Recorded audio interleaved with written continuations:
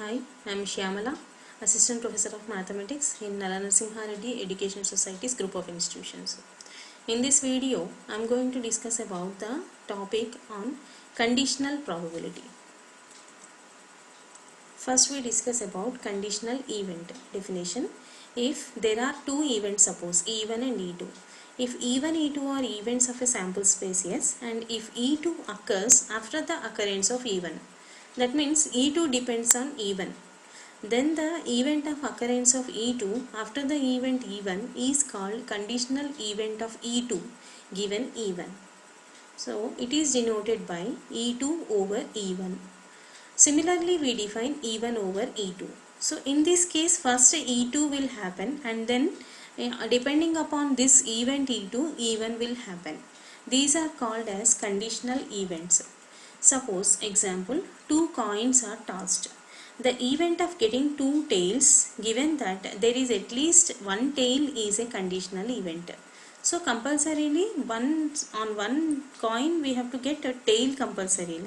On the another coin also, if we get tail, then we will have two tails case. Next, example 2, two unbiased dice are thrown. If the sum of the numbers thrown on them is 7, we have to get 7 if we throw two dice. The event of getting 1 on any one of them is a conditional event. So the condition is that on one die we have to get 1 always. So so obviously on the other day we will get 6 only. Now conditional probability.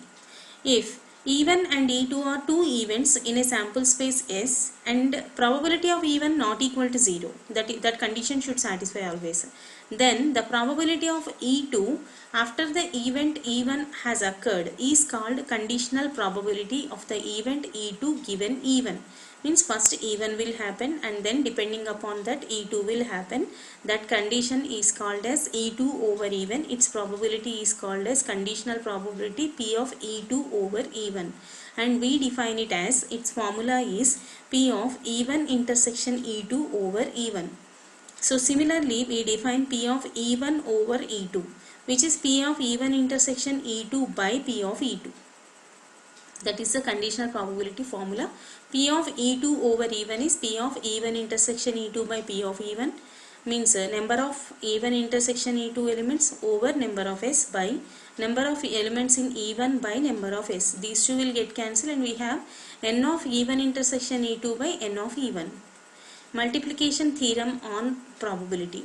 In a random experiment, if E1, E2 are two events such that P of E1 not equal to 0 and P of E2 not equal to 0, then P of E1 intersection E2 equal to P of E1 into P of E2 over E1, or we can also have this one, P of E2 intersection E1 is P of E2 into P of E1 over E2. This is called multiplication theorem of probability. Now we discuss independent and dependent events. If the occurrence of the event E2 is not affected by the occurrence or non-occurrence of the event E1, then the event E2 is said to be independent of E1, and P of E2 over E1 is P of E2. So because these are independent events, simply P of E2 over E1 will be only P of E2. There will be no E1. If P of E1 not equal to 0, P of E2 not equal to 0, and E2 is independent of E1, then E1 is also independent of E2. In this case, we say that E1, E2 are mutually independent or simply independent. Now we see the examples on conditional probability. Find the probability of drawing two red balls in succession from a bag containing 4 red and 5 black balls when the ball that is drawn first is not replaced and replaced. We have two cases here. First we discuss about the first case. Let E1 be the event of drawing a ball in the first draw, and E2 is the event of drawing a red ball in the second draw also, because we have to take both red balls only in the two draws. So E1 we are taking as getting red ball, and E2 also getting red ball only. Now after the first draw, the ball is not replaced. In this case the ball is not replaced. So we are discussing about not replaced case. The first ball can be drawn in 9 ways. So we are discussing now about total number of exhaustive cases. So when we have here 4 plus 5, 9 balls are there in total. From that we are taking only one ball. So 9 C1 ways will be there in the first draw.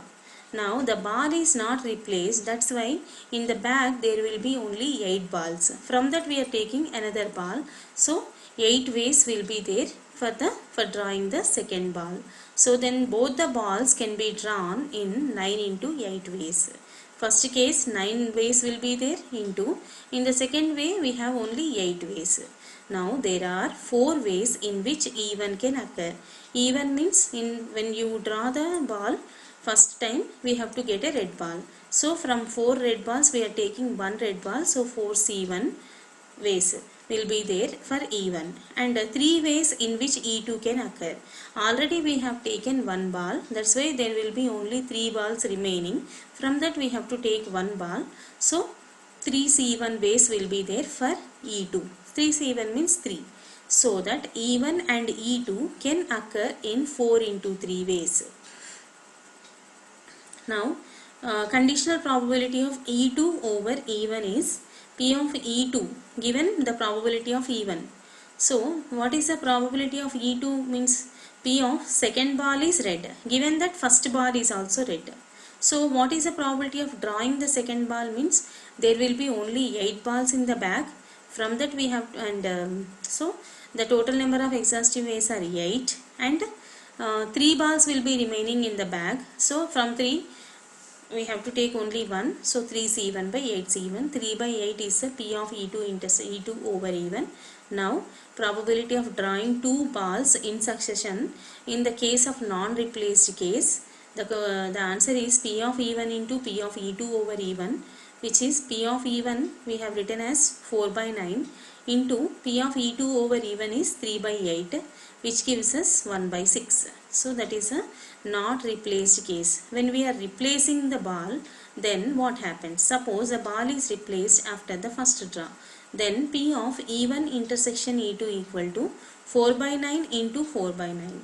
So when we are replacing again there will be 9 balls and 4 red balls will be there. So the answer is 16 by 81.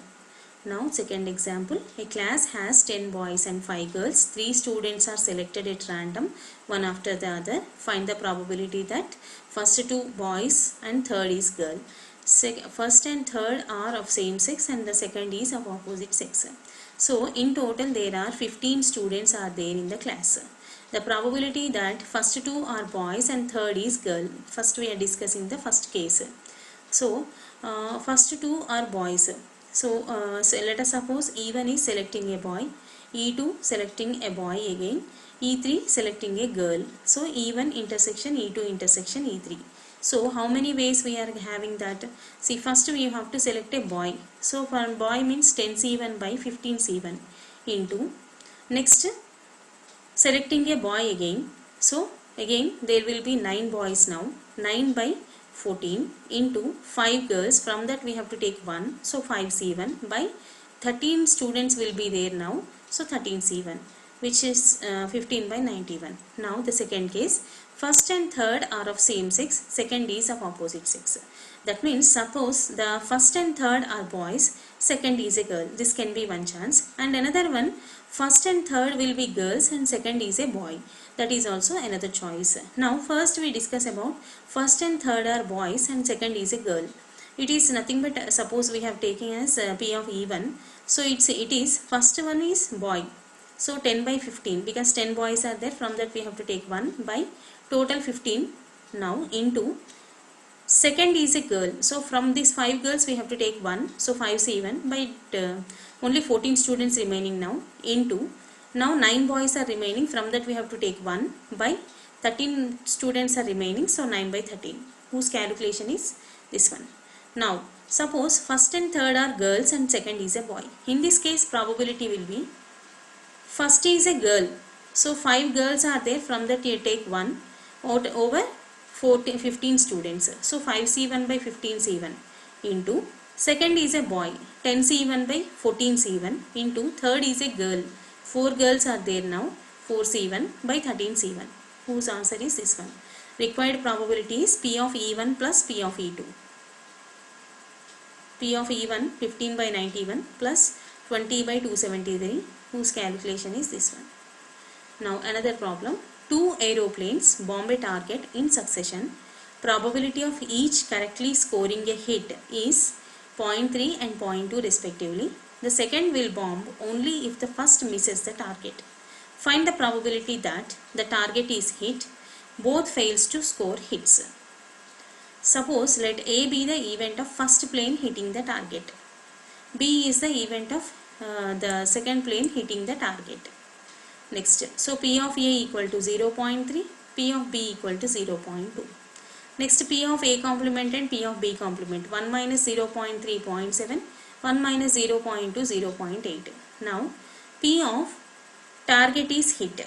When the target is hit, if A hits, the target will be hit. Otherwise, if A fails, then B hits. So, these are the two cases of target is hit. That means two aeroplanes are there. If A hits, okay, the target is hit. If A fails, then B will get the chance, so B will hit the target. So, these are the cases. A hits, that means P of A union. A fails means A complement, intersection B. That means P of A plus P of A complement intersection B by addition theorem or by third axiom especially. P of A plus P of A complement into P of B, because these are independent. P of A complement into P of B you can write by multiplication since A, B are independent. Now P of A is 0.3, P of A complement is 0.7 into P of B 0.2, whose calculation is this one. Now both fails to score hits. Means A fails and also B fails. A complement intersection B complement. P of A complement into P of B complement. 0.7 into 0.8, 0.56. Another example. Box A contains 5 red, 3 white marbles, and box B contains 2 red and 6 white marbles. If a marble is drawn from each box, what is the probability that they are both of same color? So, suppose E1 is the event that a marble is drawn from box A is red. So, sometimes we have to get only both red balls, sometimes we have to get only white balls, white marbles. P of E1 is equal to, see, first of all here we have two boxes. So, first we have to select one box and then we will go into the box to get a red or white marble. That's why what we have to do is first to select a marble from box A, first we have to select the box, because there are two boxes. Probability of selecting a box will be 1 by 2 into from box A we want to take red ball, so 5C1 by total 8 balls are there, 8 marbles, so 8C1, so 5 by 16 is the P of E1. Next, the event that the marble from box is red. So we are first talking about red and then we will go for white. P of E2 is again selecting a box B is 1 by 2 into, in box B we have 2 red, from that you take 1 by 8 total balls 8C1. So 1 by 8 is the answer. Now probability that both marbles are red, P of E1 intersection E2, 5 by 16 into 1 by 8, which is 5 by 128. Similarly, E3, event that a marble drawn from box A is white. In this case, P of E3 equal to 1 by 2 into 3 white marbles are there, so 3 by 8. Next, E4, event of marble drawn from the box B is white. 1 by 2 into 6 by 8, which is 3 by 8. P of E3 intersection E4, both marbles are white. 3 by 16 into 3 by 8, 9 by 128. Probability that the marbles are of same color means P of E1 intersection E2 plus P of E3 intersection E4. We have to add them. Then 5 by 128 plus 9 by 128 is 14 by 128, which is 7 by 64. Next problem. Probability is that students A, B, C, D solve a problem are 1 by 3, 2 by 5, 1 by 5 and 1 by 4 respectively. If all of them try to solve the problem, what is the probability that the problem is solved? We have discussed already in the previous video. A, B, C, D solving the problem is P of A, P of B, P of C, P of D. And then probability that the problem is not solved by A, B, C, D means P of A complement, P of B complement, P of C complement, P of D complement. probability that the problem is not solved when A, B, C, D try together. Means P of A complement intersection B complement intersection D complement. That is P of A complement into P of B complement, like that. We have to multiply all the four. We know all their probabilities 6 by 25. Then probability that the problem is solved is 1 minus 6 by 25, which is 9 by 25. So these are the problems on conditional probability. Thank you.